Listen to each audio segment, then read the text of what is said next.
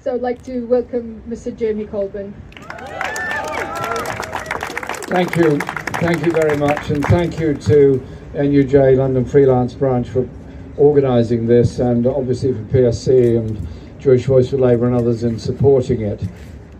The issue of journalist freedom is obviously a huge one, and please remember that it's World Press Freedom Day on Friday, and it's very important that we make statements there about the right to know everything that's going on.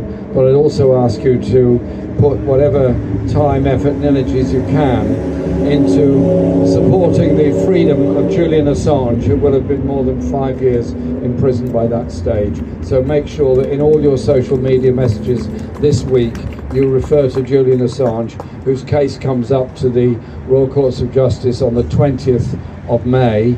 And again, we want as many people there as we possibly can get at 8:30 in the morning on the 20th of May to show support for Julian and all that he's gone through. 5 years in prison for the enormous crime, and it is an enormous crime, of telling the truth about war, arms sales and all the deals that go with it. This afternoon in Parliament there was a question put about the role of Britain and the Ministry of Defence and the British Armed Forces in Gaza, and there was a statement which was rather convoluted by the Minister, which said that Britain will be assisting with delivery of aid and humanitarian support to the people of Gaza, and that was the most important thing to do, and they would make sure it's delivered. Very unclear about what these troops are actually going to do, whether they're going to go into Gaza or not, because the next question came up from a very hawkish Tory MP who said, well, if British troops are going in to deliver aid, they need lethal force armed protection to protect them on their way in. So you can see where that all leads to. And then somebody else got up and reminded them what happened to Britain when they were there in 1956. And so the debate went on, and it was almost surreal that somehow or other there was this isolated humanitarian crisis that Britain was going to try and help sort out, without drawing any attention to the fact that the Israeli forces have already killed 34,000 people in Gaza. Every building has been damaged, schools, hospitals, every public service destroyed, and 1 million people now still somewhere in Rafah trying to survive. And as the weather heats up, the contagious illnesses get worse and worse, and more people die from wholly preventable conditions. And so the demand I made was that we stop arms supplies to Israel, we stop arming Israel, and we demand a ceasefire and the withdrawal of Israeli forces from Palestine. In other words, we end the occupation. That has to be the clear message from it. And so let us keep on raising those questions and saying that.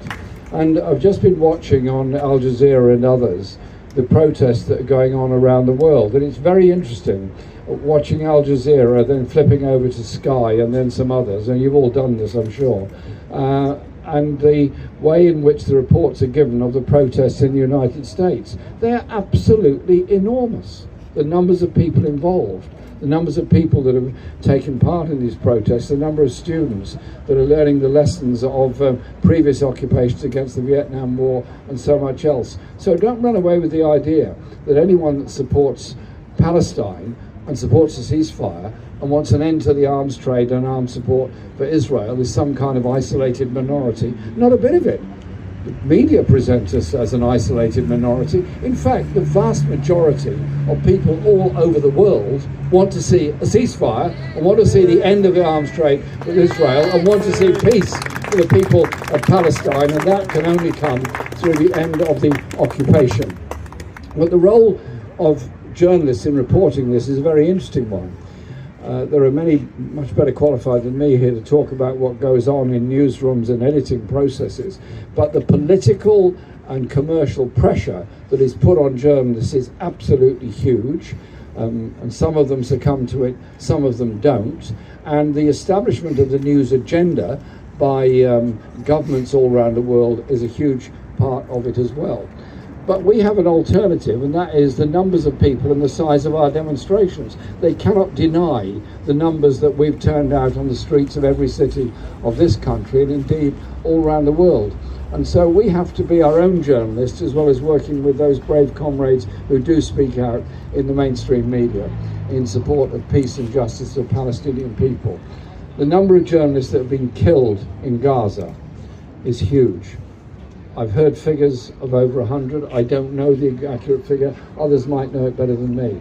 But those journalists that were killed in Gaza went there knowing how dangerous it was. They went there knowing how risky it was.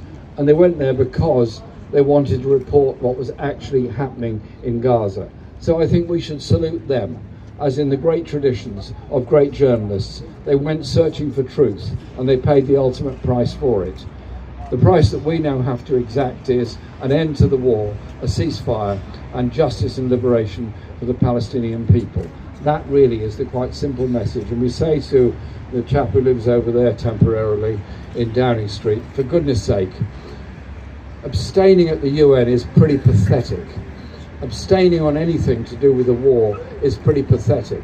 Are you seriously going to take British troops on the ground into war in the Middle East? Or are you going to, instead of being an observer of this spiraling war with Iran, with Yemen, with Israel, and potentially with other countries in the region, or are you going to be the Prime Minister that set us onto a path to peace through diplomatic initiatives, a ceasefire, and helping the desperately poor people of Gaza after the 6 months of absolute hell they've been through?